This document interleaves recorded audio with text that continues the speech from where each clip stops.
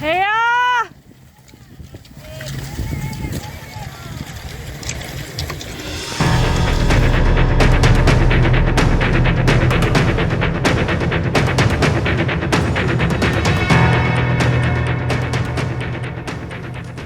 Halb lumi on. See ei ole üldse mõeldud libisemiseks. See on ilus vaadata seda lund, aga jube kehva ikka. Väga raske on. Nii on. Tervist. Jube raske on. Esimest korda sihukese pika sõidu peal mõtlen, et kas ma ikka pidin siia tulema või?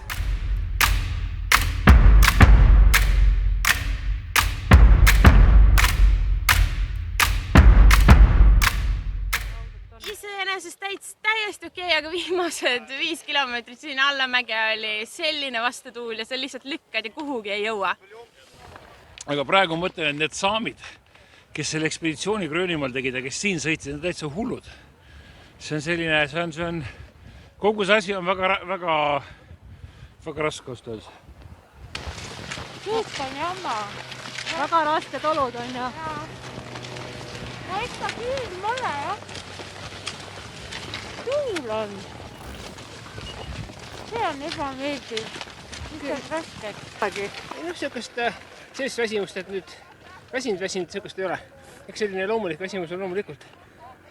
Kohe võtta. Tunnat ei ole veel. Ei, mina arvan, et inimesel on ikkagi selline üks lemmik harrastusi ja siis, kui sul on võimalus ikkagi päev otsa oma lemmikharrastusega tegeleda, siis miks mitte? Ei, no eks siin on üks tõuge korraga ja jõuab edasi. Iga samm, mis edasi nii pikka distantsi pole varem läbitud, et see on lihtsalt võimas. See on lihtsalt võimas. Peaks näha, kas finišist pisara silma ka võtab või ei võta. Aga paneme edasi. No pange edasi, poisid. Nüüd naudi igat meetrit seda kurat.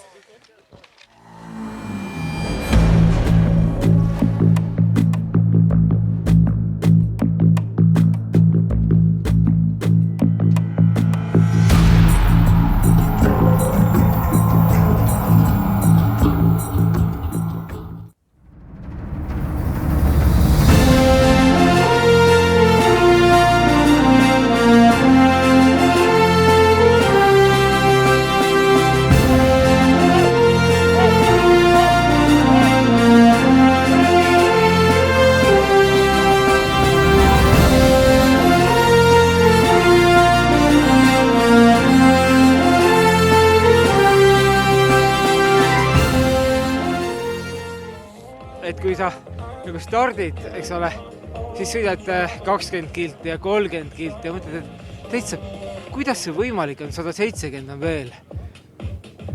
No see ei mahu pähe, eks ole. Ja lõpuks ametavasti siin on. See on kihvt. Aga kas tuli vingutada ka hingepõhjast või oli selline, et hoidsid mõnusat ühtlast tempot ja sellega lõpuni?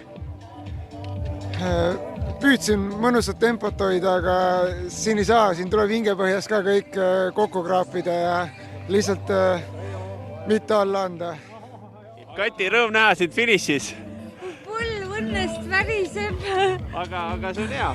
Kas uskusid või kas sa kahtlesid ka sõidu jooksul, et jõuad lõppu? Oli üksikud hetki, kus ma mõtlesin, et aitab ka. Aga sai üle raskest. Aga kas nüüd pigem natukene peale sõita või sauna? Mis peale sõitu seganud? Ma isegi ei lähe siit jala, ma kutsun mingi asja järele endale.